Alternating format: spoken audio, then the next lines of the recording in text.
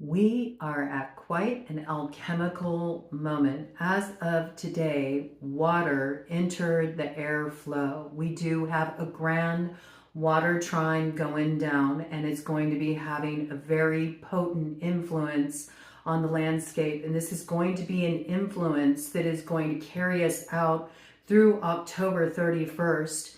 And that is closing up a major turning of the wheel, and then the wheel starts to turn again if you are rooted in the old ways and the 13 moon lunar cycle. You know that this is really a significant point of transformation. We are closing out a complete turning of the wheel, and we are about to begin that journey once again, and we're starting it out with a lot of momentum behind us that's fueled not just by the water trine, but also a Grand Air Trine that happened earlier and was building up to that new moon in Libra that passed that baton over to Scorpio to really usher this energy in. And to all of the Scorpios out there that are celebrating their solar return, I hope you have so many blessings coming in for you during this cycle, and also in all of the experiences that await you as you make your trip around the sun. And we will be getting to a solar return quest read for you, and we'll be bringing in the decanates for Scorpio as well for the collective, just so we know how to ride this energy out. That will come in later. First, I really want to tap into this Grand Trine energy that was ushered in by the air, but is being picked up here now by the water. This Grand Water Trine is brought in with Mercury in Scorpio, trine Jupiter in Cancer, and it's supported by Saturn and Neptune in Pisces, okay? So there is one little glitch that's going to be factoring in during this cycle that we do need to be aware of, and that comes in on October 29th when Mercury opposes Uranus. This is when there can be a surprise that kind of pulls the rug out from under us. It is a change in the game plan. We may have to turn on a dime. We do have to be aware of the need for adaptability here, okay? It's not time to try to force a fix, but to go with the flow. So we do need to know how to work with this water. It is an alchemical moment, okay? We got the air on board. It already came in. We got the water, right? But in order to really get things cooking, what do we need? We need the action, okay? We need the magician to raise that wand and take action to spark the transformation, to light the fire that gets things cooking in that cauldron. And so this is touching into what we've already tapped into before, and we're going to build on this. So I want to have a little conversation with the cards while we do a little review so we understand this landscape that we are moving through and what is needing to be alchemized. Now, the Grand Air Trine is something that was introduced in the lead up to that new moon in Libra that came in on the 21st. And we know that that ties us back to the new moon eclipse that came in Virgo back on the 21st. That was right there on the cusp of the fall equinox and Libra season. So we're working with a lot of cusp energy. We're working with a lot of in-between energy, liminal energy, which holds a great point of potentiality, and this piece should not be missed. There's also a lot of mirroring energy going on, but I want to talk about that lead up energy to that new moon, because we know that this is something that is going to continue to play out all the way to that point of the Stargate that comes in when we have that energy of the new moon in Aquarius. That's a ring of fire that arrives on the scene of the 17th, okay? The 17th of February, 2026. Yeah, we may be wondering, how do we create transformation? I mean, there is a lot of energy that's stuck up in the head. This continues to come through, right? That there's too much focus on the thought process. I think people are caught up in a little bit of that Grand Air Trine residual energy. They're not quite sure how to root it into a place of taking some kind of tangible action. It's still kind of like ping-ponging up there. And there is a need to balance this out. It's very essential with the temperance energy here. And that is that Jupiterian energy on the scene that wants to help us, support us in transforming what's keeping us stuck. But it does involve taking an action, okay? So on October 13th, which was the opening of the third decan of Libra, we had Venus enter Libra, and that's an influence that is going to be amplifying. We're in that rebirth of Venus cycle here, and it's really going to be building through December 5th, okay? So there's a lot of Venusian energy here that does support us, but of course, we know where there is the beauty and there are the blessings. There's also the warring energies there in tandem. It's the nature of Venus. Also, outright enemies, you know, not anything that's hidden, but things we're very much aware of that can be distractionary. And this is when it's important for us to really harness those mental energies to maintain a sense of focus so we don't get distracted. Yes, so we don't bring down what we're trying to build here just as the wheel of fortune is starting to turn in our favor. Sagittarian energy. See, we do have that Sphinx there with the sword giving you a clue about how to master this so you don't get caught up in that tricky trickster energy that would like to turn the wheel in the opposite direction and bring it all down. It's about your focus. The Sphinx is saying keep your focus, and then you will be able to solve the riddle. You'll be able to get through any kind of outward complication there, okay? On October 14th, the very next day that Venus entered Libra, we had Venus trine Uranus in Gemini and Venus trine Pluto in Aquarius. This is what formed the Grand Air Trine, but there was more to it. There was also a kite formed. And when we're looking at a kite formation, it involves a Grand Trine, but it also brings in an oppositional element that really represents the tail of that kite. And that's a clue, because when we look at the tail of the kite, it gives us sort of like our guiding focus, our guiding star. And isn't that interesting that when we look at a kite, the tail is always pointing south, right? And when we look at that waterway, that river in the sky formed by Aquarius pouring out the vessels, Eridanus, that brightest star is actually in the south, but it does lead us north. So I like how this sort of like mythos is weaving together in this tale, because the oppositional element that was there that formed this kite, the tail of the kite, was Libra, Venus in Libra, opposition Pluto in Aquarius, okay? There was also sextile Neptune in Aries, sextile Uranus in Gemini, okay? Which gave us the ability to navigate a little bit of this tricky territory. It also gave us a little courage to shake some tables, maybe go rogue, maybe be a bit of a maverick in the tale that is unfolding here. This is when we had an advantage where we could really shake up our life in a meaningful way. The changes that are brewing right now are very dynamic, and the climate is bold and daring for those who are willing to have the courage and the initiative to dream. Because it's not just about keeping it in the headspace, it's about nurturing it and bringing the fire forward, moving it into action.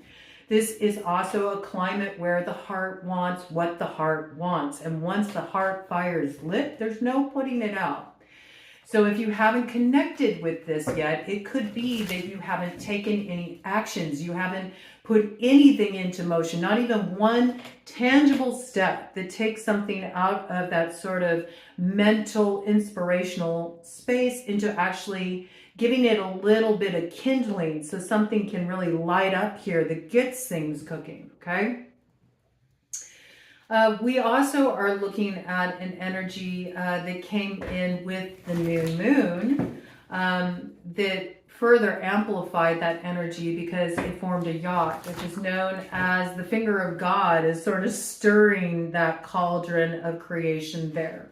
This is when there are fated things in play. This is when there's things that are sanctioned to happen at this time because they're critical points in the storyline and how it develops. And that involved Uranus, Saturn, and Neptune. So when we look at that energy, we look at unpredictability, surprising developments, things that seem to happen just out of nowhere, like a bolt out of the blue, but also moving through sort of a dreamy, sometimes illusory landscape and bumping up against the borders of boxes, which is why the boxes need to be broken down, because the way to move through that territory is not with resistance, but you know, Saturn's been in Pisces. So it's about really understanding a new kind of flow, which requires a lot more flexibility, not a fixed hand, which is a losing hand, but more openness, more allowing, more willingness to be shaken up a little bit, and understanding that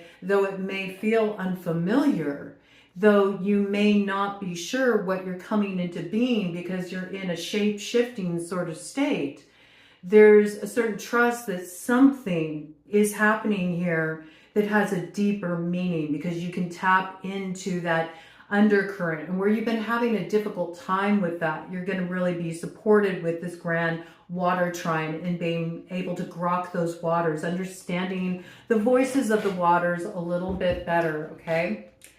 There was also a mystic triangle that came in, not a mystic triangle, a mystic rectangle that came in at that time.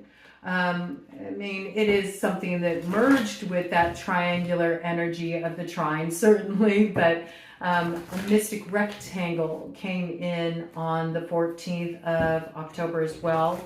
It was influenced by the moon in Leo, sextile Venus in Libra, trine Pluto in Aquarius, sextile Neptune in Aries, trine moon in Leo. But the moon was in opposition. That Leo moon was in opposition Pluto in Aquarius, with Venus in Libra, opposition Neptune in Aries. Okay, so there are these like borders, these walls that we're bumping up against. And a lot of it has to do with individual wants, desires, aspirations in comparison to what others are wanting or desiring or envisioning here. So it is that dichotomous energy that we have to figure out how do we navigate our way through that. So there is a little bit of an element of needing to not be so fixed, right? You need to have a little bit more spontaneity. Yeah. It just flew out of its own accord. Interesting. And here we go. Yes. Needing to temper a little bit, needing to be able to adjust to these awakening moments where the status quo is disrupted. Okay, how do we temper this? How do we work with this? How do we turn something that feels like it's very unpredictable, maybe in some cases even volatile, into something we can work with as fuel for our fire so that it can get things cooking in this waterway? It is the cauldron of Dagda energy, but there's a lot of shake-up energy involved in this.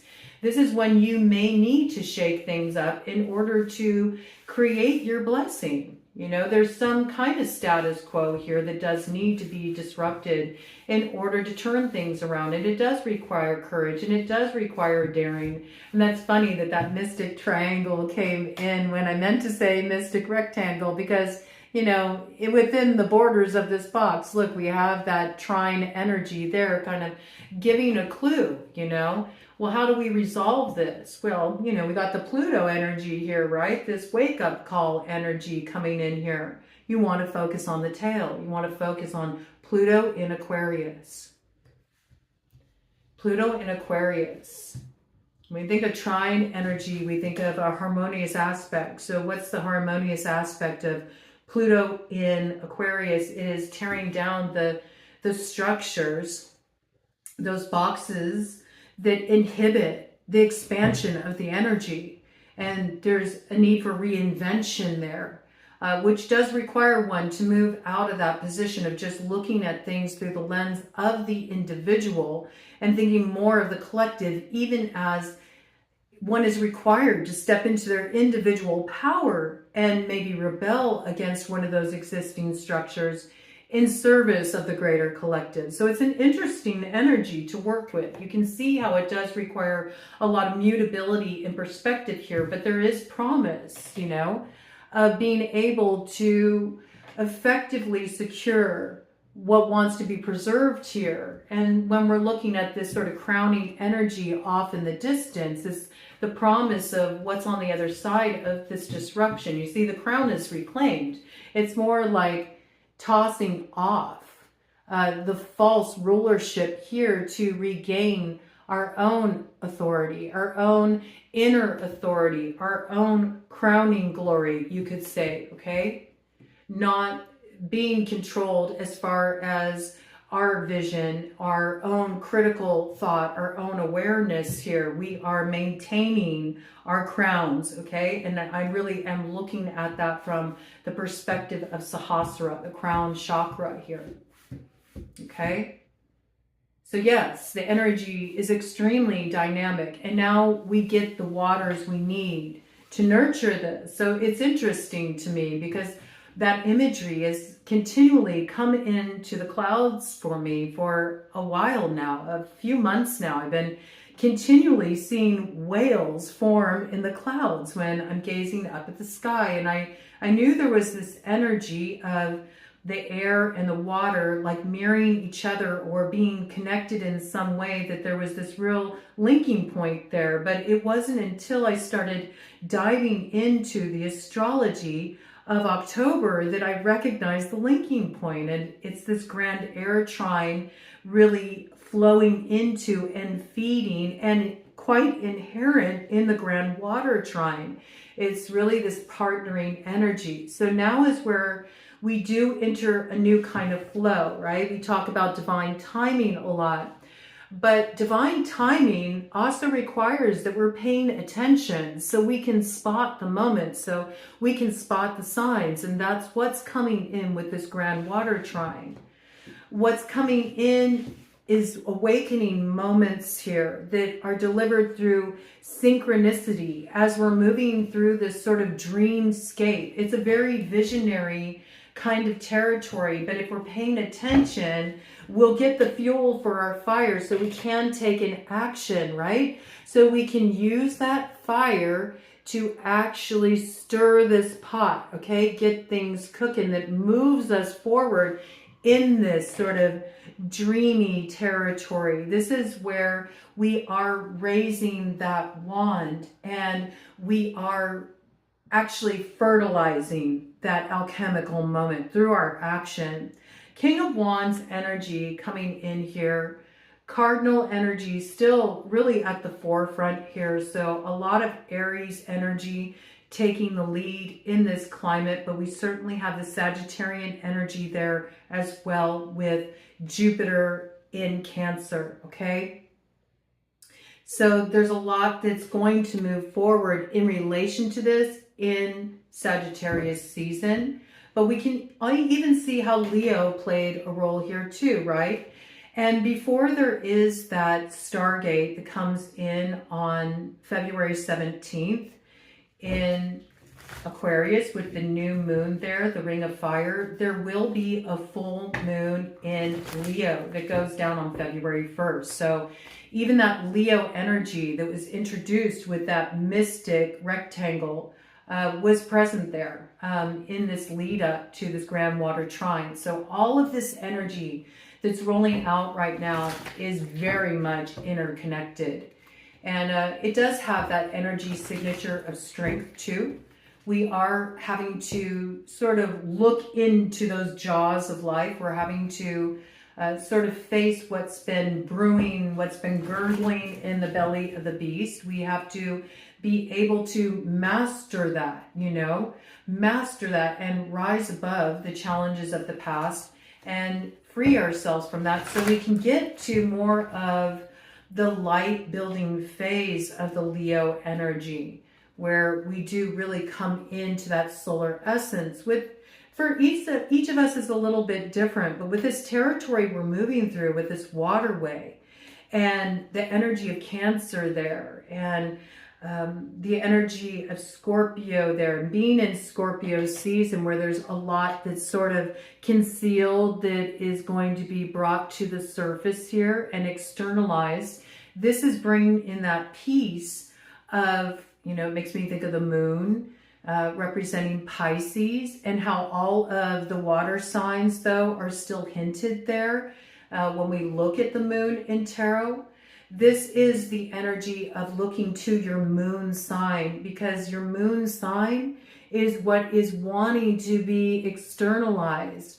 Often we kind of keep the moon as something more intimate. We even look at this with certain sayings that we have about the moon. It's just between me, you, and the moon. We will hear that sometimes. The wolf howls at the moon because of the longing that it has, the longing it has to be united with it. So these are the parts of ourselves that has a deeper calling or a deeper longing. And when, of course, we look at Pisces, we also think of Pathfinder medicine. We think of the wolf that they're represented by on the medicine wheel there. And when we're looking at Scorpio, we're looking at that energy of the serpent. We're looking at a different kind of fluidity. I mean, you look at the way that snakes move. They're very fluid. They move like a water wave, you could say. But they're very close to the earth, okay? So they can sense energetically what's needed to really bring about the transformation in the earth, like what we see rooted here. They do rule over those cycles of life, death, rebirth, and we are in a rebirthing cycle here. They are very much part, Scorpio is very much part of this rebirth of Venus energy. That was indicative with it coming in the third decanate of Libra, which with that new moon on that cusp there of Scorpio season, because the third decanate of Libra deals with more of those crone aspects or the sage aspects, the wizard aspects. There's a maturation of energy there that is speaking of what is coming to pass to be reborn through Scorpio's territory there. And of course, Cancer is where we're experiencing the nurturing of the mother that's been weaving throughout this whole tale here. And Cancer reintroduces itself as well before that Capricorn. Let's see, the Capricorn, I think it is a Capricorn full moon. Yes, there's an energy that comes, or is it a new moon? It's the Capricorn new moon, I think, comes in on the 18th. There's a full moon in Cancer, I believe, that comes in on the 3rd of January. I think that's the way it's laid out. I'm pretty sure. I'll have to double check on that. But there is another Cancer moon that comes in on the 3rd of January as well. I've been trying to like trace all of this and kind of get a little bit of a view ahead of time. But I think there is a new moon in Capricorn on the 18th. Yes, because it's the full moon in Leo on the 1st. So, you know, there's energy loops back around too. It's all feeding into each other. This story that's going down here in the fall season, it's building all through the winter. So there's a lot that's going to shift during this time. It's really important at this time that we are paying attention to the signs and synchronicities though, because that's going to tell us how to make our connecting points here. And if you get distracted, you won't spot them. But the good thing about signs and synchronicities is the more that you pay attention to them, the more you do link up with that divine timing that helps you transform what's rolling out in this territory and master what can be some unpredictable elements. There's ways that you can work with this energy if you're paying attention, right? But it does require taking action on those signs, on those synchronicities, right? So there's a lot of signs coming in right now that are meant to light your fire and compel you to take action But in order to spot these signs, you have to be focused. You have to be paying attention. Okay, so let's see what we got coming in here with this energy that was introduced today with this Grand Water Trine.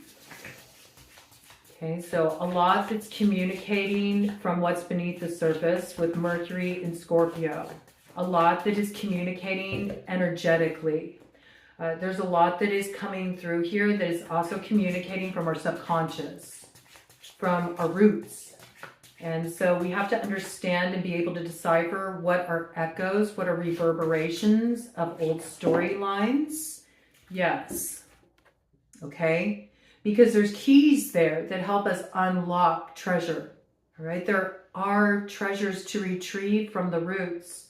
And it's more to understand what has been sort of a mole kind of influence, you could say. Things that have worked subversively, that have prevented us from being able to access what's needed for the growth of our future, our personal growth, our spiritual growth, also what is meant to become that which is our treasure, right? There's something that comes from the growth, the understanding of what has been operating subversively, what's been operating deep beneath the surface, that allows us to really mine for that gold of the Tuatha De Danann, you could say. Okay, there's been a lot of heavy lifting here. There's been a lot of work that we've been doing in relation to this, but there's also been a sense to understand that it's important to follow through with this work and to make sure it is completed, because we're almost there. We're almost on the other side. There's something here that is being illuminated, and it is trining with Jupiter in Cancer. So there's an understanding in being aware of what's operating subversively, being aware of our subconscious patterning here, bringing it up into the light of conscious awareness creates a transmutation point where we do get to see things in a new way. And this unlocks the consciousness in such a way where we step more into that position of inner authority. And now we got the energy of Jupiter in Cancer working harmoniously here, right? So this is when we're able to see a reason to be optimistic. We're able to take more of a philosophical view. We have the courage to be a little bit daring, because when we look at Jupiter in terms of it being a ruling planet of Sagittarius, this is like that comeback kid kind of energy. The eternal optimist that says, okay, yeah, that was rough, but you know, I navigated that pretty well. And the heart wants what the heart wants. And I can take a licking, but I can keep on ticking too. And so I can see this through. This is when actually looking at the ways you've been challenged or the ways that you have faced a lot of opposition has only proven something to you. It's proven the strength that you have, the resilience you have, the determination you have. It's also been a good checkpoint for you. Do you really want this? Are you truly on the path of heart? Well, you'll know very quickly, because if you feel like giving up, then maybe you aren't on the right track. And this is a helpful thing to understand, because it can reorient you in terms of where you do truly feel that connection and that devotion and that determination, that you're willing to see it through, right? This is when you recognize that maybe you've been going about something in a way that's far more challenging than it needs to be as well. Maybe you have been making a mountain out of those molehills. And actually that's been a distraction. Now you're seeing, wait a minute, Star Mountain ain't there. It's this way. It's right that way. Okay, I need to veer course a little bit. I need to get recalibrated here. I've been throwing too much of my fire in a particular direction that actually could be better used maybe over here, going down this less beaten path, okay? It's positive, a positive energy in play here that does lead to some unexpected gifts coming out of that grab bag. You're reaching into a mystery bag. You don't know what you're going to get when you reach into that grab bag, and then you're kind of surprised, like, wow, I pulled a rabbit out of the hat. I didn't think that was possible, but it is, okay? It is. You have to have the correct perspective though, right? You have to be able to work with this energy in such a way where you understand that, you know, the more that you allow yourself to sort of think outside of the box or get a different view or allow yourself to be a little bit more flexible where you've been really stuck, you know, really stuck in a particular box in terms of, no, it has to be this way or it only fits like this. And I know that puzzle piece doesn't fit there, but I'm going to make it fit, you know. That's when you're going to experience a lot of these like blockages. I think that's why there's going to need to be this glitch on October 29th where we do have Mercury opposing Uranus. It's like, surprise, you know, sorry, it doesn't matter how much you try to force a fit, it won't work. There has to be a new way around this, all right? But it's also when you can really strike gold, you see? If you're willing to be flexible enough to see a different way, you'll be able to figure this out. Scorpios, those who have strong Scorpio placements, okay, especially those born at this time or any of the third decanate, Libras that carry a lot of that Scorpio charge, you're really going to be sort of sensing this before it arrives on the scene. So you're already picking this up. You're already tapped into this energy a bit. You got that sort of new moon momentum working with you here. So you can kind of get ahead of the curve a little bit here. You already know what's coming. You've already been picking it up. Very important at this time. Pay attention where you got Scorpio in your chart, what you got going on in your 8th house. This can really give you a clue about what's brewing here. And of course, you want to check out where your Jupiter placements are. Also, what do you got going on in the house of Cancer? Do you have any Cancer placements?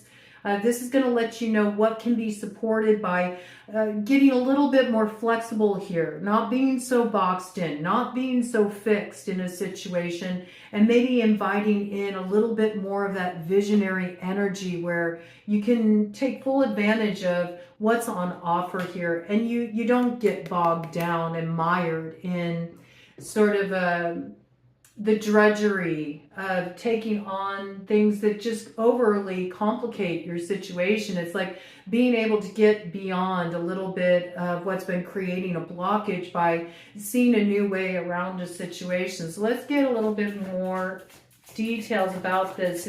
To me, this looks like a surprising action you take where you finally get the memo and you go, okay, I get it. I get it. I've dug deep enough that I'm striking gold here. Yeah, look at this. Whew. Okay, something is coming into alignment.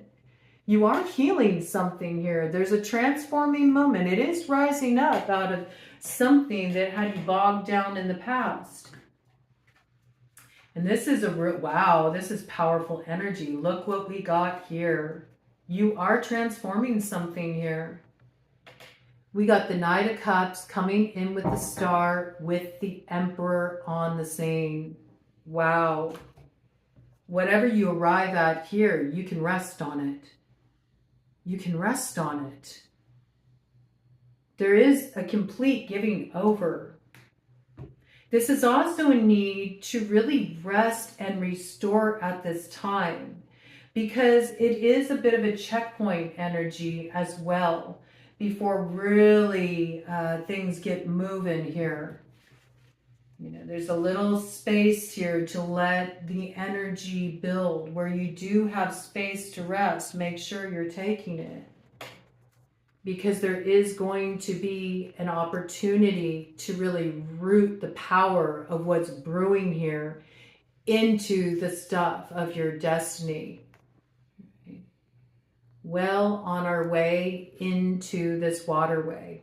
This is when we really start to get things cooking. With this Aries energy here, we do know the initiative energy will come forward, right? The wand will be raised. The action is going to be taken. It arrives, and there's assuredness about this course of action, it arrives. There's a truth, a core truth that's arrived at here. And I feel like this is something that is introduced on October 29th with this awareness that comes in here. Something that could be a destabilizing factor if one is not willing to look at the need for more flexibility, ends up being something that doesn't have to have that effect because you see something clearly. So you understand the action that needs to be taken here. It's very positive, okay? North Node activation, orientation, understanding what needs to be transmuted in order to use one's power effectively. And this brings about some kind of harmonious alignment. Certainly within the self, and it can be with another, or creating the right blend of give and take, where there's been a lot of rigidity and blockage, that the way through becomes quite natural. And there's something that comes forward at this time that makes this possible, right? So there's blessing energy on the other side of this. I feel like it really does build in Sagittarius season, but this is well underway here. Let me go ahead and do one more round here to get more details about this. What is this opportunity that's coming forward here for the collective as we lead up to October 31st? Because this is really like the amplitude of that energy signature. But it's sort of like charging up the waters, you know. Water is a conduit. So what is getting charged up in those waters, it will carry us all the way to that stargate that arrives with that Aquarius ring of fire in February. This is when the strategy gets put into play. It's also when we need to be a little bit bold, a little bit daring. It is necessary in this climate. It is. You have to have the courage to be daring, to dare to dream, okay? That's really what it's about.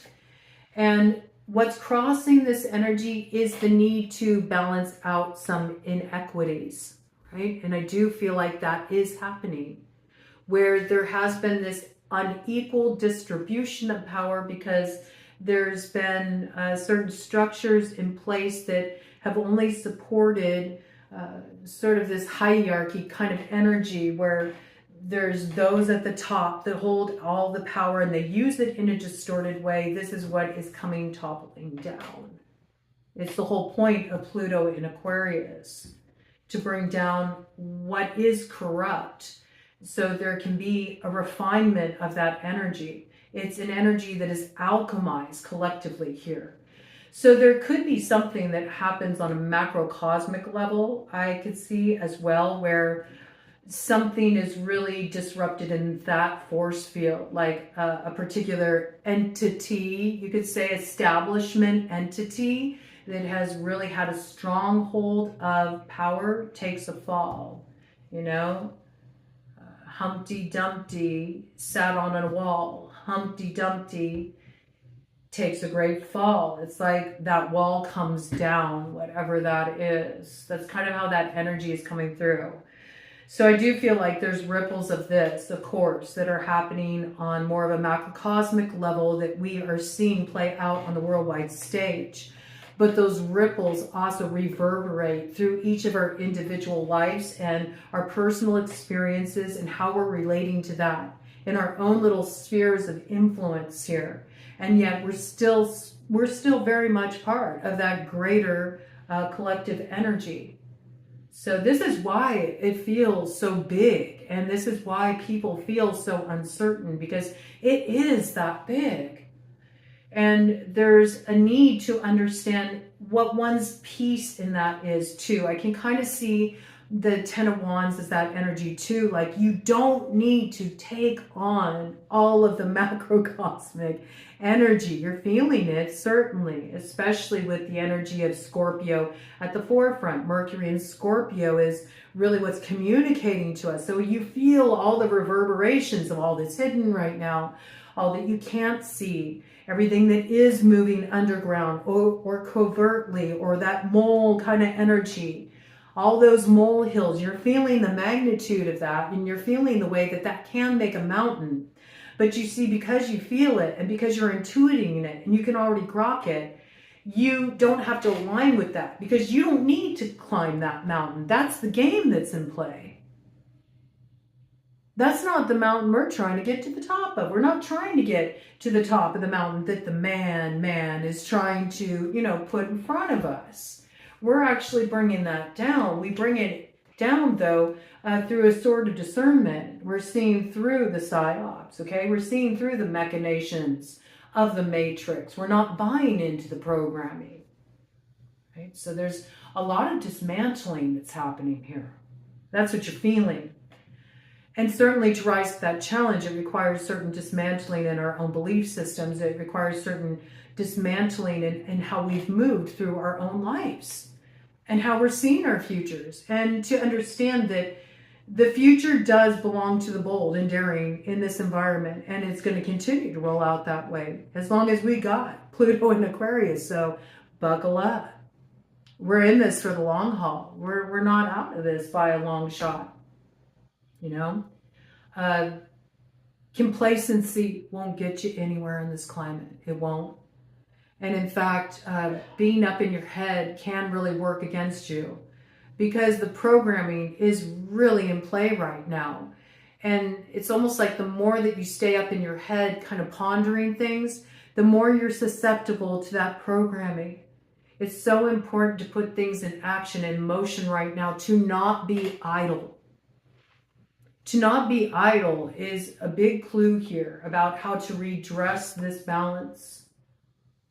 And it is being redressed. That's what all this energy is about. That's what's getting shaken out here. We may not see that on the surface right now. We don't see how there can be a rebalancing here. But see, that's why there's this strategy that needs to be put in play, and not so quickly buying into what we're sold here with the Page of Cups that feels a little bit off, because we're really meant to shake this up in a bold, dynamic way. We got to bring things down. See, you see that Hierophant there is begging for mercy from what's rolling out here. It's like, no, existing structures are being dismantled because the rebirth energy is here and nothing can stop it. Nothing can stop it. It's sanctioned. This is the energy we're moving through. I speak the truth. Queen of Swords. This is the truth. And there's affirmation of this right here. You see it. Queen of Cups is like, yes, indeed. You got, like Libra and Scorpio, you're communicating, yes, this is the vision. This is the truth. Look at that. I never noticed that before on this card. Isn't that wild? You see the sword there held up. It looks like it's held up in the water. And this is kind of cool too with the cup. It's sort of like the airwaves coming into that cup there as well with the Queen of Cups. So this is the energy charge right here. And we see there at the base of the throne on the Queen of Swords, what do we have? We have the butterfly there. So this is the transformation. The transformation. It's in the mutable state right now. But that waterway is meant to take us up, It's meant to take us up to that north node, to that north point star, right? Up there that is guiding us through this journey. Even as we're kind of going through this deep transformation, it is like diving into that deepest well of Danu for purification. It's leading up to this point of taking a tangible action. And I feel this tangible action really does start to come into view for us as we edge up to that Taurus full moon that arrives on the 5th. Okay? 5th of November. There's some action we take here that really does set off what comes into our life and is sort of the upliftment of whatever we set in motion here. It's a bit of that gravy funnel coming in, right? That gives us a little bit more sustenance for the road. And it is something that does move us out of the crossroads here. We're working with what we're getting in terms of communication from that Uranian energy. We're putting it to good use here to act out of a place of self-knowledge that gets us out of this point of being divided, where we actually move out of the crossroads energy and more willing to take a risk. More willing to take a calculated risk to overthrow the structures that have held us in place. And this is what gives us the keys. This is what gives us the freedom to be able to move forward, because we're finding our own way here. We're willing to see what is in that cup. We're not quite sure what's there, but there is something offered here that does require we are a bit bold and daring. And it's enough of a call that we're not distracted by things that maybe promise some kind of reward, right? Some kind of vindication, but they don't offer what is truly hidden within that numinous mystery.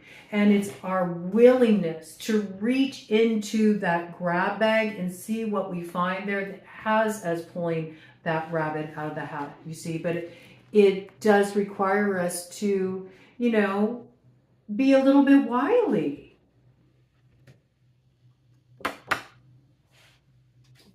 You see? But it gives us what we need. It gives us the water we need to nurture the earth. Right? And it does come to a culmination point with that Taurus full moon on the 5th.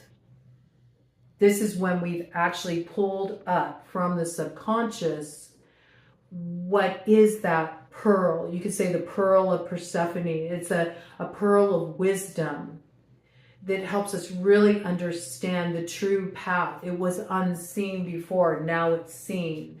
Now we know what is hiding in the numinous mystery. We're able to reveal it. It's no longer concealed. And so that's when we truly know the correct seed to plant here. And it is the thing that opens our road. Even as we walk away from previous investments that kept us in our head, you see? And that's how we receive this Ace of Pentacles. So this is a really fertile time that we're entering into here. It's very intuitive. So this is when you have to rely on different senses. In fact, it is about the sensory experience. It's not about thinking it out, you know.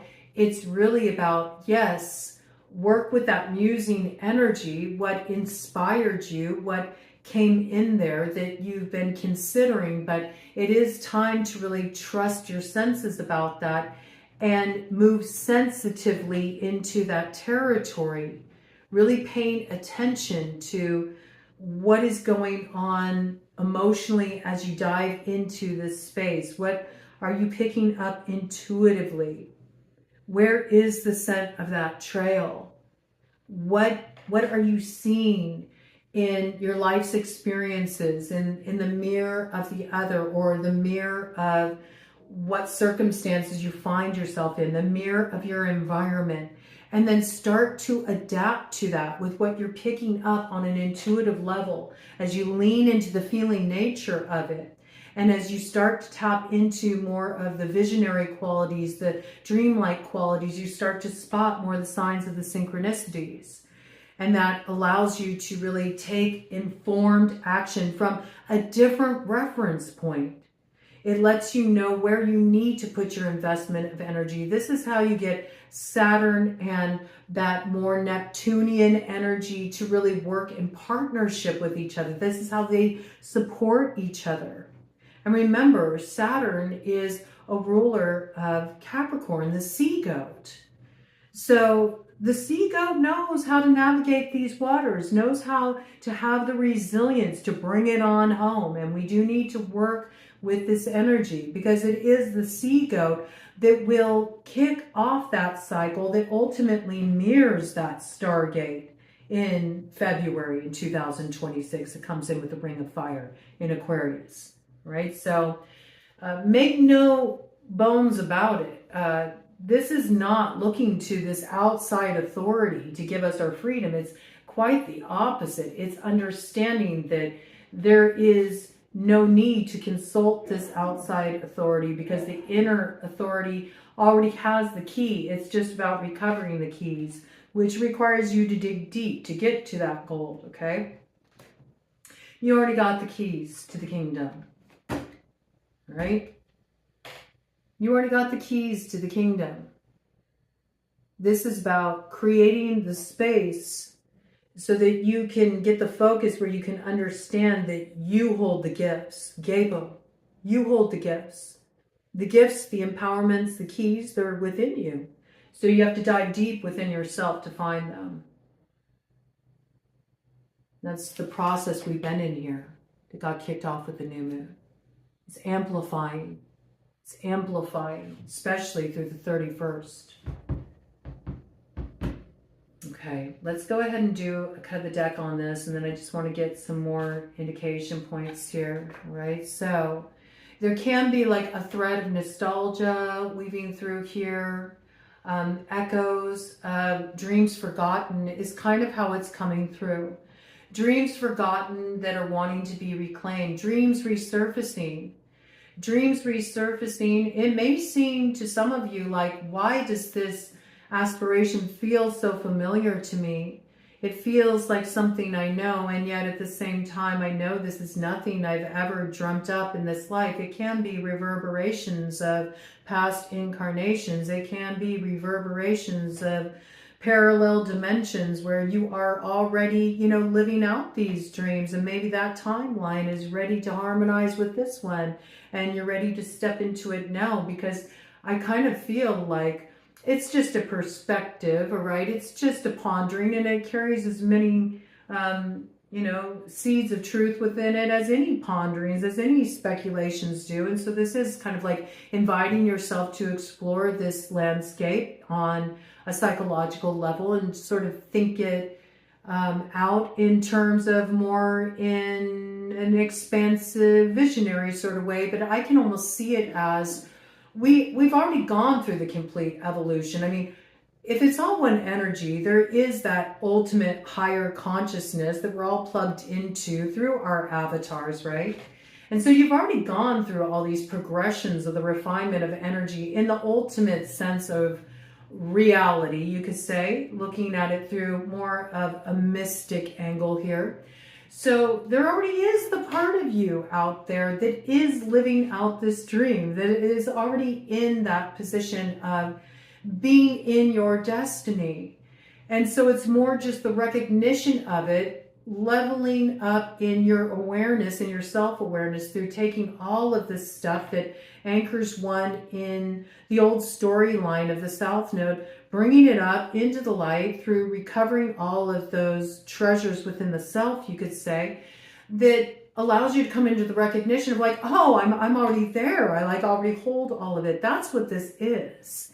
It's like a reawakening to the true nature of who you are, but it's also key figures, star mates that you're meant to link with too, that you can feel which are really just other aspects of yourself. When you look at it through more of a mystic lens, I'm not talking about looking at it through the lens of the human experience. And certainly with a Grand Water Trine here, we can take it there, especially with it merged with that airflow of the Grand Air Trine. We can take it there. We can take it into that flow of that natural mystic. We can see it through a different sort of lens here.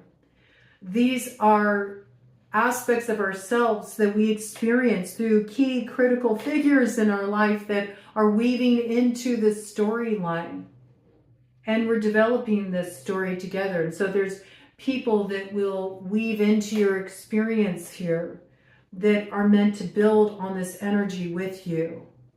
Right? And ultimately, it's a collective energy. But look at this. There's wish fulfillment here, and there's some kind of personal satisfaction. And this is interesting because here is a card that got left behind face down, and it's covering this Eight of Swords. So that's wild. I picked this up, and this is wish fulfillment, right? This is really being in that place of recognizing, yes, I do have what it takes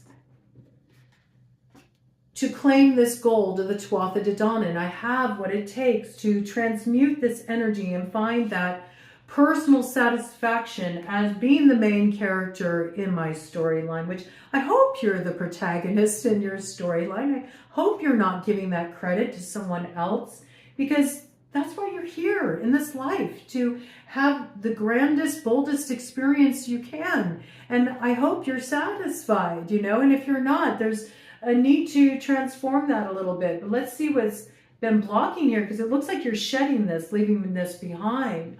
The false sense of victories of the past. Interesting. What you viewed as victory in the past. That's what was keeping you in your head. You're relinquishing this. I see this. Look at that. And it's the air and the water relinquishing this. Investment in this. And what was the idea of victory in the past? It was actually something that was blocking. And in relinquishing this, there's the self-fulfillment. Ooh. I love how the water and air teamed on that. Beautiful. Ooh, beautiful. Okay. This is getting intriguing. Okay, I like this. I like how this is kind of coming together here. I want to get a few more clues. So let's really take it into some of that ARCANE BS territory and whip out that deck. Because I do feel a lot of this sort of absurdity coming in here. I think anytime we're moving through this kind of climate where there's so much happening in the water signs, that we do have to embrace a little bit of that absurdity, that dreamtime energy. So let's see what we got coming in here.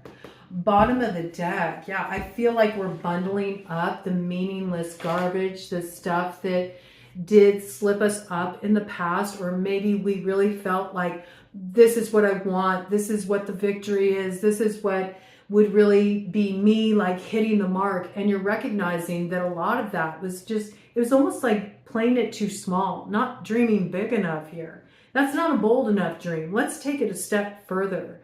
So there's a little bit of a revisioning here. When I think of the raccoon energy too, it does make me think of almost like that spirit of Robin Hood kind of energy too. So there's a little bit of this like playful bandit energy there too, like recognizing where the true treasure is and that it's put in the rightful hands, okay?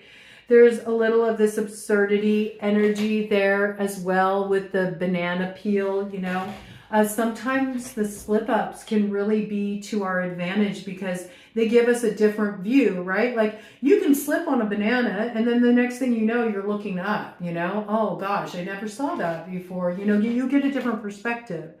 So there's something about this too, like the absurdity is that in the slip-ups, there's also a little bit of a clue about what is the right direction to go, or to get our orientation placed in the right direction, because maybe we were focused on something that was just meaningless garbage. And here we are kind of like taking out the trash here. So this is good energy. Let's see what we got here. So we're bundling up some meaningless garbage.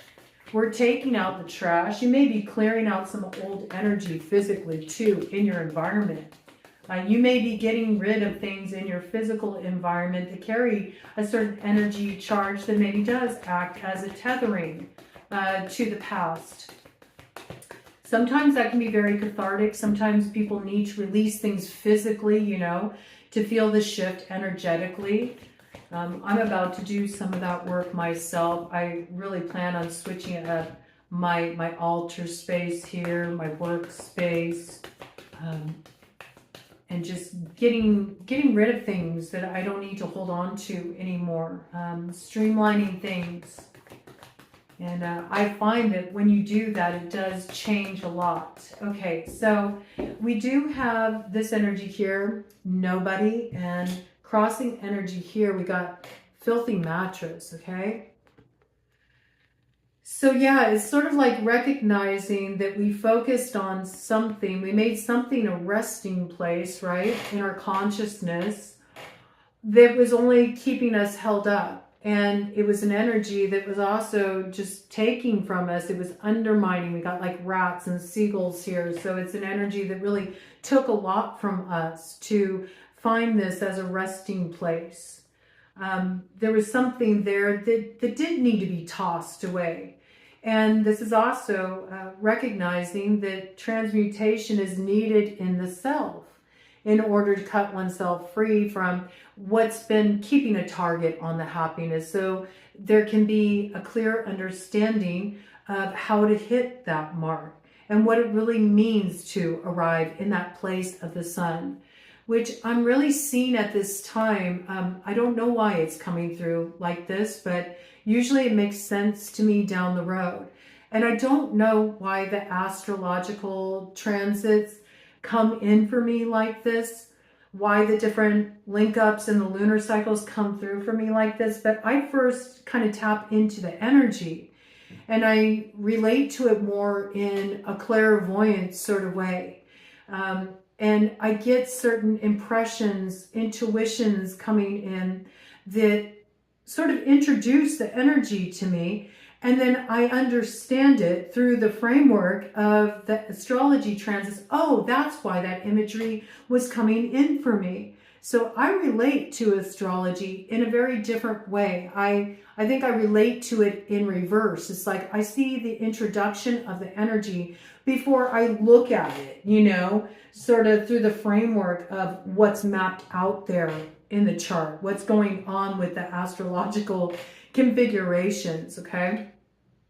So this is like this energy here of picking up that sort of memo ahead of time, not getting stuck in this place that is a resting place where you are in the box, you know what I mean?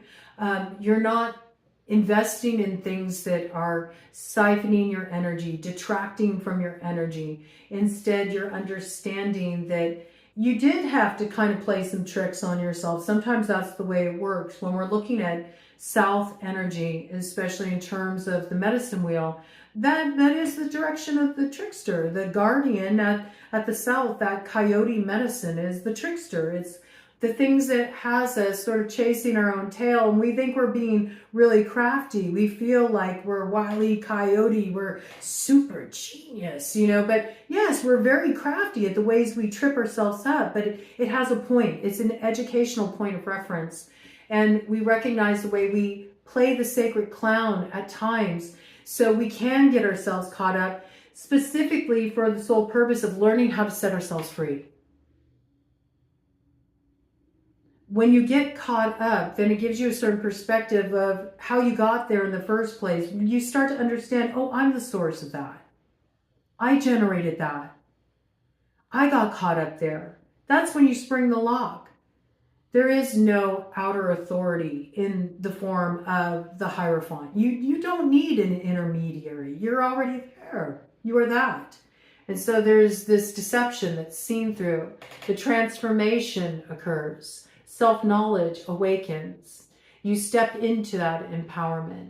And, you know, the trine is already indicated here on the sleeve. You know, this, it really evokes the hangman energy. So it's like the Grand Water Trine energy is hinted at here. This is the secret knowledge you need to work with this, to work with more of your loftier sort of vision, your visionary experiences, your intuitive intelligence, which seems kind of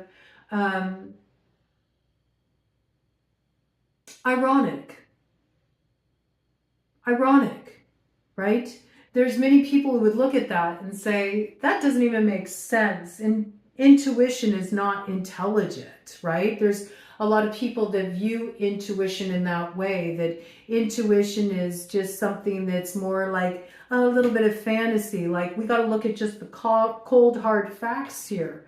But actually, intuition is very much rooted in instinctual awareness. It's when the intelligence is merged with the emotional intelligence. And when we get those two coming together, then we get instinct. And that is the activation of that Pathfinder medicine here. So we see the ways that we cross ourselves, right? But we also see the gifts that came through that and how to bring them on through. And once we understand that, we set ourselves free from needing to be in that holding pattern of having that perspective. And there's the Gordian knot of sorts too, right? Like Alexander the Great. No need to be overcomplicated about it. Okay, I've arrived at the truth. I have the awareness. Now I have the emotional intelligence too, and enough spontaneity here that I'm able to kind of go with the flow and work with that information to really hit the mark. What is Ragnarok? What brings about happiness? What is the true success here? What is the redemption point? I can claim it for myself. I won't make a resting place here in what has served its purpose. I needed to be in that place of discomfort. I needed to feel what was taken from me. I needed to deal with those more greedy, sort of subversive elements, not only in the world around me, but how I was kind of getting too corded into that energy myself in trying to acquire something that maybe was just meant to show up to reflect something to me.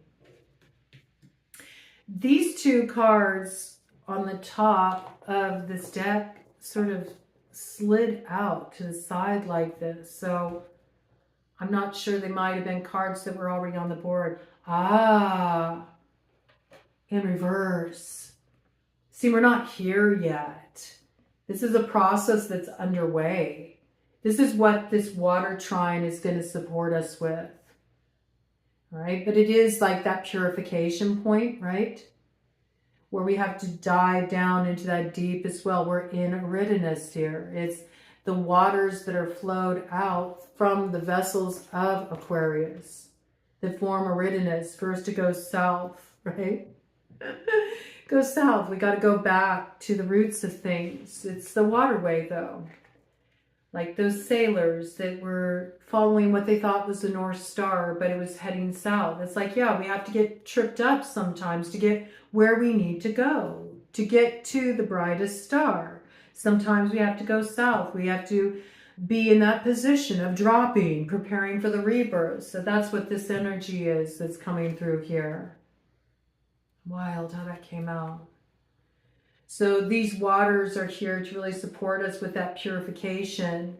And I think that's where that like awakening moment comes on the 29th. It's going to really clue you into where that purification is needed, where you are sort of still resting on this box mattress. You could say this filthy mattress, you know, something you shouldn't make as a resting place here, right? Because it isn't the true victory. This is where the flexibility will come in with that glitch on October 29th. Okay, good clue. Anything else that wants to come in around this? Okay, what's on the other side of us cutting ourselves down from that tree? So it does remind me of that energy of Odin, you know, hanging from the Drazel tree. Eventually does come down once the numinous knowledge is grokked. So there's some major guidance coming in here, synchronicities, visionary awareness coming in here that finally allows one to see the truth. But it's something that shows up more in that dreamscape than it does in the physical reality. And yet the two are merged, because once the visionary awareness comes in, it immediately starts to transform the outer reality. Make sense? Because in a sense, it purifies the waters within you. You're a conduit for that. And you fuel it with your intuitive awareness and your ability to move into that mutable state and move spontaneously with that current. Hang in there. Yeah, this is how we're getting our fire, right? It lights up the crown though, you see? You're crowning. So we're in that birthing portal, you know? Okay, you already dropped, but now you're going to start crowning. You see what I mean? It's like the crown is lit. It's lit, just like in that card for the tower, right? The crown is lit. The crown is lit. And the more that you stay within the box, right? The more you stay within the box and you try to control it, you try to control this sweetness that you want to hold, the more that you want to hold it for yourself in a particular framework that doesn't really support like the community vision or what is really meant to be moved into a state of productivity here, the more you will feel the sting. This is also about having to get into the deep end with this.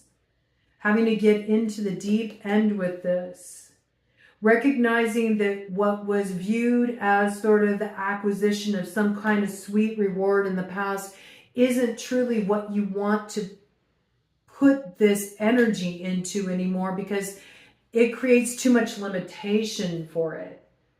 This is when you know the appropriate action to take, because you can't help but know it. The awakening moment comes. It's a surprise. It's got like energy of shock and awe. Shock and awe.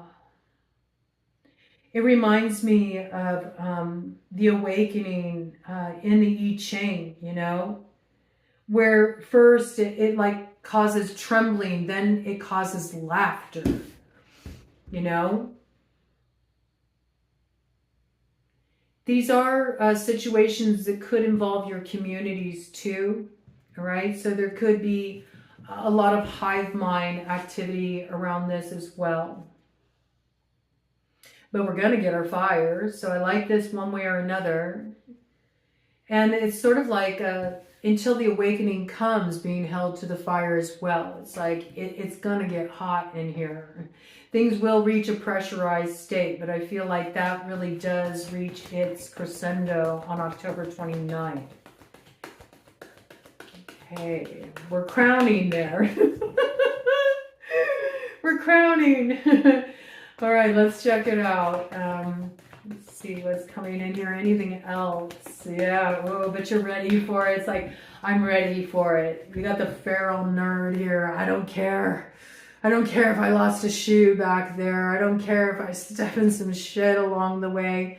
I am aware of what my fears are here, but I'm following the white rabbit. I'm ready to go down that rabbit hole. The call of Wonderland is just more than I can resist, okay? So, yes, you know, you are being guided more by your feral nature here. It's like, it can be a little wild, okay? It can be a little topsy-turvy, but yet there's something here that feeds a part of you that's really turned on by this, you see? It's like your fire is getting stoked. And that's when you know that you're on the right track, because even in the face of fear, where you have to call forward more of your courage, be a little daring in the face of what's daunting, oh, that's the sweet spot there. Come as you are, okay? Come as you are, because it is that part of you that is the wolf within, that is the pathfinder within, that is leading you out of the dark wood to the clearing that comes with that Taurus full moon on the 5th. And this is the part of you that is howling for that place of wanting to be in alignment with your moon. And what that really is to me is, it's like, I don't want to be separated from this hidden part of me anymore. I want to be in this hidden part of me, and I want it to be my light that guides my way forward. So this is about bringing your moon sign up to the surface so it can be your light that shines through your solar essence. Make sense? That's the sun-moon synergy coming through there. So this is really what's awakening right now. Your moon is getting ready to be expressed externally through the channel of your solar energy. It's a merging point. The solar energy is the masculine. The lunar energy is the feminine. Wonder twin powers activate. It's getting these two parts of you on board to function as a unified whole. That is the way through. You see what I mean?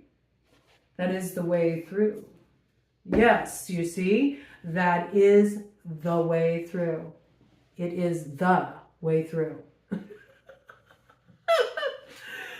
Okay, this is really freeing from the shadow. The shadow, what has been concealed, what has been hidden by the moon is about to come to light, because like a moth to a flame, it is being held to that fire and it cannot resist it, because it is the master maker. It is the path that you have to go through. You cannot resist it. Your truth leads you there. The awakening leads you there, because the sword is forged in the fire. Okay? He of the fiery sword is activated. The will is activated. The determination. And that's this moment of really refining something within the self. Things get cooking. Finally, we got the empowerment that comes through the cauldron of Dagda here. It's happening. It is happening. It's actually really beautiful. I've never seen us get to this point with the cauldron of Dagda. We've been working with this energy for a while, and we always get caught up with the cauldron of Dagda, and it feels like it's finally at the stage of transmutation here. So this is really cool. Let's do a cut of the deck and see what we got. Oh yeah, we're determined.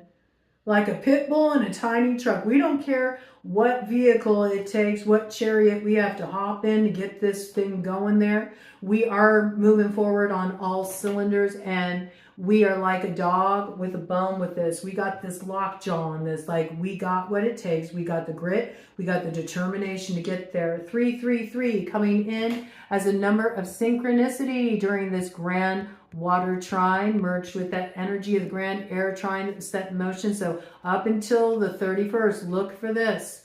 333 is your synchronicity. It lets you know where the chariot energy is. So whenever you see that synchronicity come in, there's a clue about your way forward that you need to pay attention to. Really clue into that, like a dog with a bone, because it is something that does give you very necessary information on how to transform this karmic cycle and set yourself free from this endless loop. This is when you reach the point of alchemy, and it does arrive with the following new moon that comes in. Okay, so we have the new moon in Libra, the following new moon. So when does the new moon in Scorpio come in? That's when this will really be evident. And it's probably going to be pretty close, I imagine. I'm just sensing right now. I don't know for a fact, but maybe it's really carrying a cuspy energy with Sagittarius season here. Because I see this owl medicine. That owl medicine is indicative of Sagittarius on the medicine wheel. We know there's a lot coming in there. So there's a karmic cycle that's really being broken here. You're absolutely severing something here, and you're gaining the numinous knowledge into the mystery. There's absolutely an alchemical moment of claiming your magic here. You are the magician raising your wand. And there's something about the Scorpio new moon. So I'll have to look at that date. I'm curious. I bet it is coming in pretty close to cusping Sagittarius season. I mean, usually there's 2 weeks. So yeah, pretty much. Because it'll probably come in sometime around like the 19th or the 20th. I mean, if we have the full moon coming in on the 5th, there's usually like a couple weeks there. So yeah, pretty close. Pretty close. I'll have to look into that. It's an interesting detail, but this is what's being set in motion here. Something is really getting grounded in material reality. Something's really getting rooted here. And what gets rooted here, what gets set in motion here, it's really going to take off. I feel like the first signs of life with that comes in with that new moon in Scorpio. Ooh, okay, this is good. This is good energy. Let me do a cut of the deck here. All right. Right now, it's sort of just making your way through these waters that may feel a little bit treacherous initially because of all this sort of subversive energy and being in this environment where there's a lot that's hidden in the depths there, right? So there can also be this quality. Notice the 3 energies there too. So 3 is really a number of synchronicity. Also look for signs that come in 3s as well, okay? If you see something 3 times in a row, you know, that's an indication that that's speaking to you. You know, there's a clue there. There's something to tap into there. But you may be really worried, you know, about security matters at this time. You know that there's certain judgment rolling out here on the old system of things, and you're seeing that there's a lot of disruption that's happening. We're certainly experiencing that with the government shutdown. Everything's in flux there. And there's a lot of people just concerned about, you know, their daily bread. How am I going to make ends meet? How am I going to put food on the table? This also may be a time, just speaking in relation to this, because it is coming in as concern where you might be embracing sort of like a gig economy, like you may be doing odd things to make ends meet, you know. There may be unexpected opportunities that come in relation to that too, that might require you to stretch in a new sort of way. And there might be something about that, though it may seem like a little odd, off the mark, or like a little bit of the glitch in your reality, it is something that in some way may tie into your purpose. So look for this too, okay? Something that starts out as a thing you do by necessity or for survival actually is part of what will play a role in your ultimate purpose in the future. You just may not see it yet, or you may make a key connection point there that leads you to your next step towards your destiny. So clue into that a little bit. I mean, whatever you're gaining access to here, it does turn you on, and you will see the way the story opens in a very fertile way in Sagittarius season. Okay, you do have what it takes to get through this passageway though, and whatever you're creating here, it's like the never-ending story. It is a page turner. Like your life is going to start to become something you're interested in again. And a lot of people say, well, I've always been interested in my life. It's my life. But no, I mean a place of interest for you. You know what I mean? Your life is going to start to be something that you're actually interested in cultivating again, because there's signs of life here. There's new things coming to the surface of your awareness. There's new opportunities coming on your path. There's new skills you're developing. There's new empowerments you've reclaimed. There's new magics that you never knew you held coming into your field of awareness. And there's stuff happening here. There's transformation happening here. The more that you see through the deception, there's things happening here. It's cool energy, man. I dig it, okay? I dig it. So let me just pull out a card here from the Halloween Oracle. Since this Grand Water Trine energy is really amplifying up to the 31st, I thought this would be a good place to start. You see, Night Song. There are hidden talents awakening here. There's also signs of joy, even as everything is withering. That message keeps coming in, that there's a lot that is wanting to stir early this year. It's not waiting until the spring for those of us in the Northern Hemisphere. And for those of you that are already in the spring in the Southern Hemisphere, there's quite a lot that is breaking ground right now. It's brewing. You feel it. And there's a lot of gifts you're coming into possession of. But what's really wild is that there are gifts that are awakening through you, that you externalize. And by you taking the action to actually seed these things, it leads to so much transformation. And you really see this evident by the time we arrive at Dias de los Muertos. When we arrive at November 1st and this energy comes in, you see that there is balance, there is equality, there is infinite possibility that comes through what was released. And this is just going to continue to become more evident in your landscape in the lead up to that Taurus full moon on the 5th. Skull of Stars. Skull of Stars. Yes. Out of the chaos, there's going to be all kinds of new visions, you know, that start to spark in that noggin of yours, you know. Your skull is going to be full of stars, all kinds of stars to chase, you know, all kinds of tails of stars that you can grab a hold of that are going to take you further up north.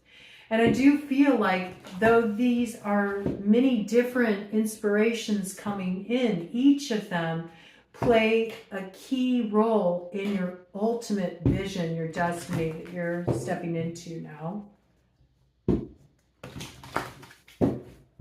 It's like really getting to the conscious awareness of the wisdom of the release. Yes. And there's like this point of reflection, pausing in appreciation that comes in the winter, recognizing that what was set in motion there back in the fall, it really did lead up to this moment where I'm sitting in just this reflection of such profound appreciation of the way all the threads of my life, all the threads of fate, from all the different timelines and all the different past expressions and all the inspirations filtering into my awareness from future me, came together so beautifully, synchronistically, that led me to this point of just admiring the view. Admiring the view at the top of Star Mountain as I prepare to step through that portal of the Ring of Fire in Aquarius to really claim my road. It's awesome energy. It's epic energy. It's the perfect energy for a montage, and I love it. So there is this reflection point that comes in the winter on the other side of this. So I feel like once we're through that first half of December, there really is this point of just sort of basking in the energy. Just basking in the energy, knowing that all that has needed to be done has been done. And there's a real like letting go and release at that time while you watch it just sort of weave its magic through your world. Absolutely following through. Fall is the energy of following through. We follow through with our inspirations, even as things are withering on the vine. And then by the time solstice comes, winter solstice, then is time to really sit within the magnitude of that. Ooh, and the way that came out. Wow. Okay, so we're absolutely going to take the top card of this herbal astrology oracle. So I feel like this is speaking directly to this. Eternal love. Love is love, and it transcends physical death. So yeah, it's like the roots are awakening. The dreams of the ancestors, the dreams of your origin story that was birthed when you first incarnated into physical form. many, many lifetimes ago. This is the love that is going to come through you. It's also the love that is guiding you here. Really beautiful energy. What's it related to? Oh, isn't that beautiful? The magician energy here. Purity. Remember, but first to stop at an inn before you get to Star Mountain.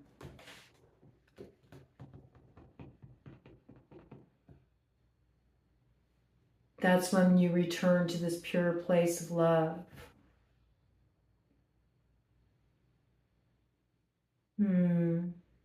You clear away everything that was complicating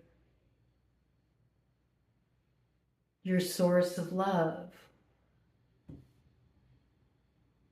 And you're sitting and you're resting in that place of transformation. That's what the stop at the inn is about. I feel like that's really coming in the winter time. Hint of things to come.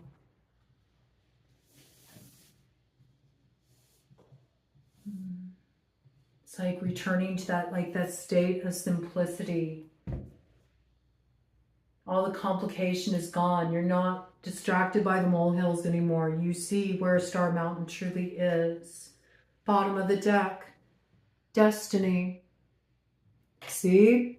The moon is externalized. There's this alignment that comes in. You're here right now. This is where you are. And you're catching the tail of that star that's your guiding force right now, right? And there's other star mates moving in tandem. You all come together. What's hidden will come into view and will be externalized with that Leo full moon that comes on February 1st. That's when you really do understand, like, okay, here's the story. This is what it's led to. That's how you see that stargate. See, there's that sun energy there. I get it. And it's what leads to the Ring of Fire, moving into the expansion of Aquarius on the 17th. February is a really important month. It's a culminating month when you really get on that road to the Stone of Destiny and you understand what you're stepping into, and you got your cast of characters by your side and you're ready to head on down that road and you're in full engagement with that campaign. Love it. It's very beautiful energy. Okay, let's see what else wants to come out here. All the boo-boos will be kissed and made better at that point. Like all the bruised places in you are going to feel just such a sense of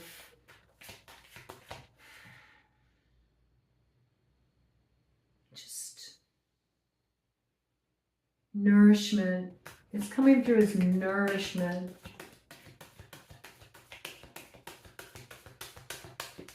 There's a lot of soothing that comes in with this. There's a lot of warmth that enters the heart space. It gets rooted here. What magic are we reclaiming here while we move through this Grand Water Trine energy? What magic are we reclaiming here? What are we working with here that leads to this culmination point? Okay. Well, we're working with our wisdom to chart our course for how to move forward here. And this is what's allowing us to make wise choices about this wheel of fortune that's turning, to really be able to spot the trends when the wheel is on the upturn, you know, so we know the right time to hop on that ride. This is what will carry us into Sagittarius season. There is something that's coming in here. It gives us a little bit of horsepower, you could say. It gives us what we need to move forward on the path. And there is something that feels quite magical about it. And it's through our wisdom that we're able to spot it, you know. There's some magical opportunity, I feel, in what we wouldn't have been able to recognize as the opportunity it is had we not been through certain lessons. It's like you're only able to spot this way forward or this empowerment because of the wisdom you've gleaned here. And this is also about finding your community. So this is beautiful energy. It's coming in with Mercury, the moon, and Venus energy here. So this is really beautiful. There's something that is transformed here. We do have balance coming in with Yarrow here. We see that the scales are balanced out. And there's also this new opportunity that comes in. And we see the water here is very much indicative, even with this air energy, right? But here we got the fire. This is Lee. So those 10 wands, right, that we've been carrying, we stop carrying what's been burdening us. We bundle it all together and it becomes kindling for the fire that gets the cauldron of Dagda cooking here. We strike the balance and we have this point of harmony. We also have protection. Yarrow is quite protected from any kind of malevolent sort of influences. And we see there's star mates here too. And this is the thing with Yarrow, there's also like a little bit of that sort of nostalgic vibe. There's a lot of nostalgia that's weaving all through this, I feel, because it's really awakening the collective to the part of themselves that did remember how to dream, right? The childlike part, the young part of us, the part of us that did not get tainted by all of the programming, right? The part of us that could see wonder, that could see something of beauty, even in what seemed ordinary. The part of us that recognized there are no ordinary moments. It's all extraordinary.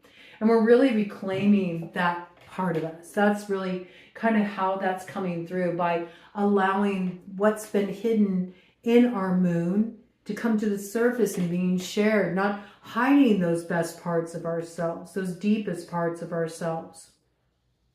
There's also some kind of healing that's happening in community with the people you're coming into alignment with here. This is beautiful. You're finding your community. So this is finding your traveling companions that do take you, up Star Mountain, through that Stargate. And it's through closing out the karmic cycles, comes to 12 energy, right? So really seeing through the blind spots, understanding what was tripping us up, finding a way to togetherness. And I love that that 12th house is the house of Pisces. So we got that, Neptunian energy there, also the Jupiterian energy there. But it comes in with butterfly clans. So that's the air sign energy. Gemini, Libra, Aquarius. So even here, we got the water and the air, like it's working in tandem here to create a new kind of flow. It's the lunar essence communicating through us, teaching us how we can bring things together and aligning us with the people that are that place that we're like howling out for, that soul recognition, these people that are mirroring, that soul recognition for us. They're coming in here to build with us. It's very beautiful. Everybody holds their own piece too. I love this energy. It's very beautiful. Very beautiful, right? So we got Kava Kava here too. Right, so again, it's like relax into this. Relax into this. The more you can relax into this, the more it comes through it.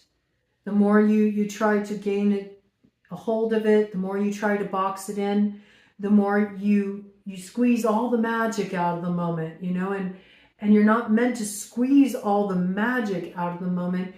You're meant to really luxuriate in it. You're meant to stew and brew in it. You're meant to align with it. You're meant to be a conduit, not squeeze it all out and waste it. You know what I mean? And that's what happens when we try to hold anything too tightly. We take all the potential of it and we squeeze all the life out of it. And that's not what we're looking to do here. So I like this. It's very positive energy. And if you want to work with a little bit of folk magic here, you can get yourself some yarrow and you can bundle it up and you can dry it and you can hang it over your doorway. And it is said to bless your household, or you can make a yarrow wreath. That might be a new way to sort of deck the halls, you know. But this is a beautiful energy coming in here. You can also work with yarrow in baths and in tinctures and teas, and of course make sure that none of that is contraindicated for you. Consult your health practitioners in relation to that, but you may feel called to work with any of these plant allies in whatever way speaks to you. Kava kava, yarrow, calendula coming in here, okay?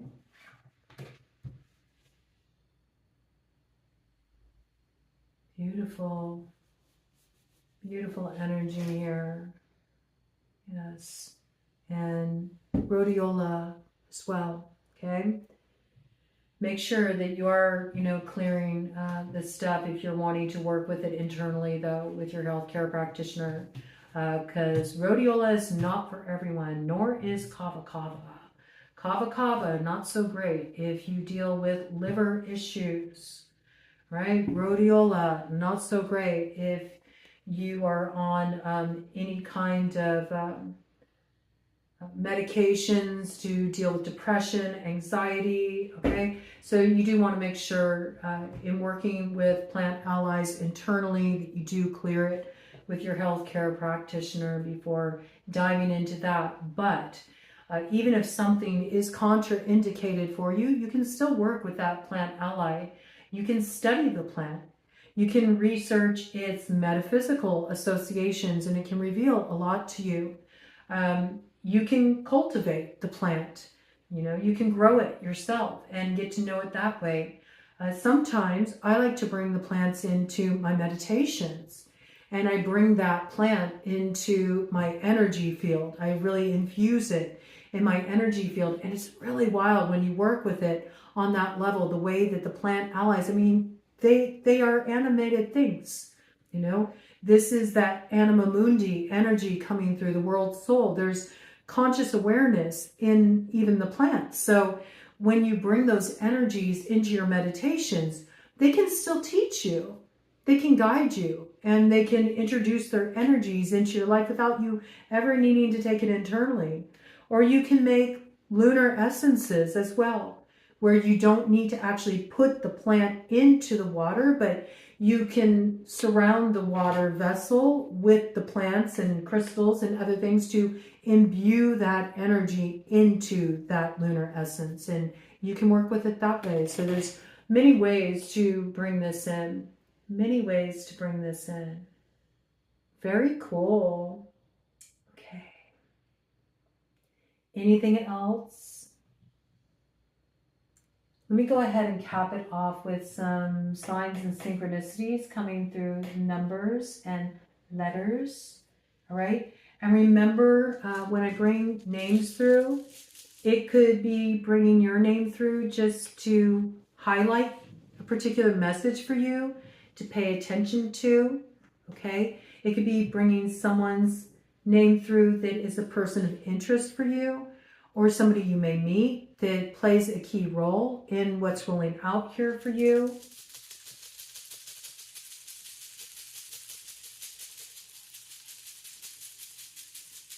Same thing with the numbers in terms of life path numbers or dates of significance. They could be dates that are personally meaningful for you. So just trust how the messages speak to you.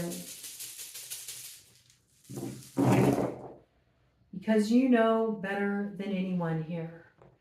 Okay, so let's get some dates first of all. We got the 1st and the 2nd of November. Critical time here, okay? There's going to be a lot that happens there. The 1st, the 2nd through the 3rd, okay? In the lead up to that full moon are going to be very key. There's a lot that is coming into the awareness at that time about the action that needs to be taken, I feel. There's a clear intuitive understanding that's been arrived at. You've really picked up the scent of the trail, okay? And so you are preparing to take an action that moves you out of this sort of place of indecision or a holding pattern or a crossroads of sorts. This is when you're finally certain of where the fertility is. Like, what do I need to seed here? What action do I need to take to seed my future? And it does take us from that magician, high priestess energy into the empress energy. So this is when that rebirth of Venus is fully underway here, okay? And after that full moon that comes in Taurus on the 5th, we got on the 6th, okay? That's when we really have that rebirth of Venus energy is now rooted, okay? So there's something there that's going to continue to grow. It's gestating, right? So the mother is ripe, you know? The mother is ripe. Carolyn already took in the seed, okay? And the seed is growing in the womb, in that cauldron of creation. It's really beginning to crown at that time. You know, this is the Venusian energy. So we got Libra energy, we got Taurus energy. There's also a little wink back at Virgo coming in there because it makes me think of the 6th house and the work that's been done and the shifting in our habitual patterns and how we've switched things up here that makes this rebirth possible. It also calls back to the energy of that mirror moon, of the new moon in Libra that came in on the 21st, to the new moon eclipse that Virgo brought in on the 21st, right on the cusp there of the fall equinox. Right, so there's a clear understanding of something's really seen that wasn't seen back there at that time. So I do feel like that's when this rebirth energy really gets solidified here. There could be Aries connected to this. There could be Taurus connected to this. There could be Libra connected to this. There could be Virgo connected to this. Scorpio, obviously connected to this. We got, 8th house activity going on here too. Something is in a state of transformation, right? There's a lot that is coming to a close to bring about the rebirth of a new cycle here, the opening of a brand new chapter. We got Gemini energy at the forefront as well, right? So yes, the choice of the lovers too, or the choice as it used to be called. It wasn't always related to the lovers. It's about activating the self-knowledge to take action, trusting the intuition, going with the flow, and bringing the fire forward to bring about this transformation, the crowning moment here. Okay, that's how it's coming through. Life path 1, life path 2, life path 6, life path 3, life path 7, life path 8, all really coming into the forefront here. Life path 4s may be doing some work to try to really balance something out that has been holding them up for too long. I feel like once they balance that out, they reclaim the fire they need to move forward here. It moves them into a state of empowerment that moves them out of the South Node. Life path 9 in connection to that. Also, the Hermit energy, okay?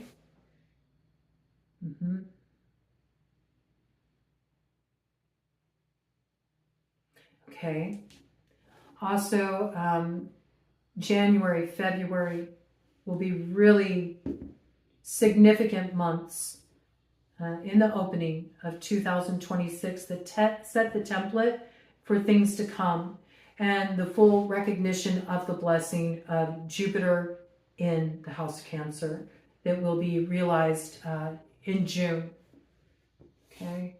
So summer next year, June through August, will really be a time of seeing the culmination of those blessings, everything that is set in motion right now, and likely on August 8th, when we're back in that 8 energy, but it's actually falling on 8 because of, you know, the year we'll be in.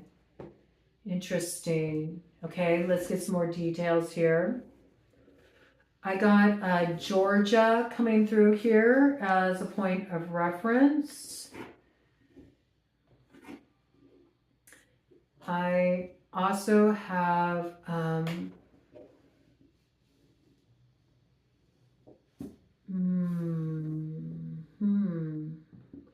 gain coming through here. So there's some kind of gain coming in. Could be a connection to Georgia. Got Michigan coming in here as well. South Dakota.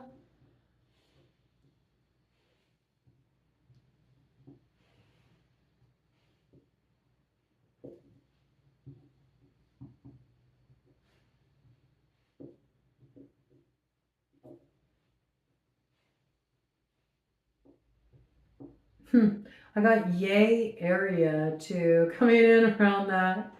If you're familiar with E40, you know what that's about, or if you were raised in the area, that's the Bay Area in California, coming in there as well. So San Francisco, Oakland, Richmond, all that action coming through there. I got Orlando, Florida as well. These are some places, maybe points of focus, points of interest. Hawaii coming through again. Hawaii's been coming through here for quite some time.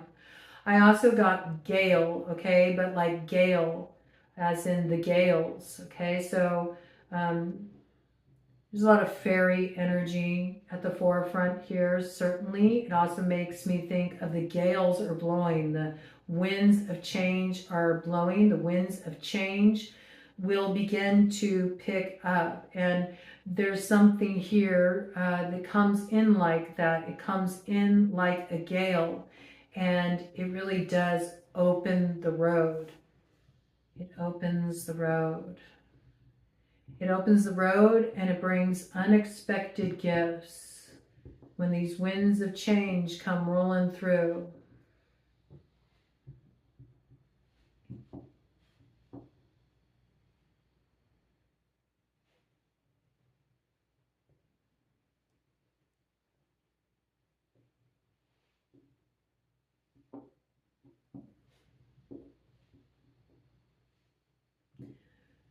That's really weird. I don't know why this is coming through, but I saw him, and immediately after seeing him, I was like, well, who's him?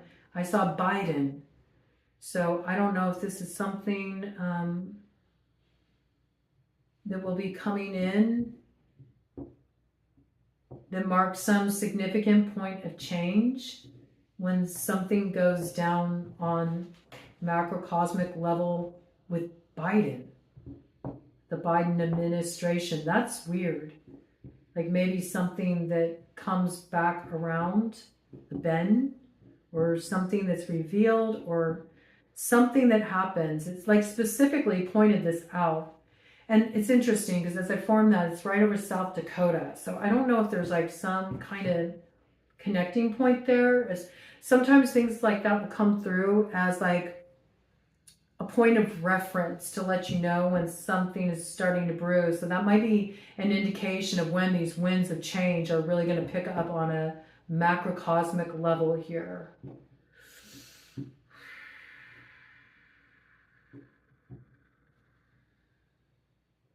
Let's see if I can get anything in relation to that.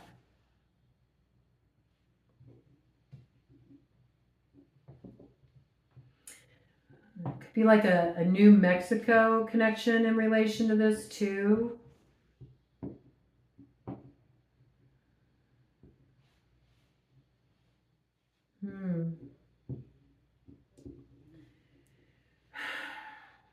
This could have something to do with oil, all right? So it automatically makes me think of things brewing in the Middle East as well that actually might tie back to the Biden administration. That's interesting. Okay. Anything else here? Anything else? This is what I see currently. All right. So a lot of interesting energy rolling out here. Things will continue to be unpredictable on a macrocosmic level. But we also got enough here, it looks like, to inspire us to keep leading the charge, despite the fact that we are heading through a dystopian landscape. I think we're able to spot the opportunity within what is coming undone. And I think it's about time. All right, Godspeed, Questers. We got this.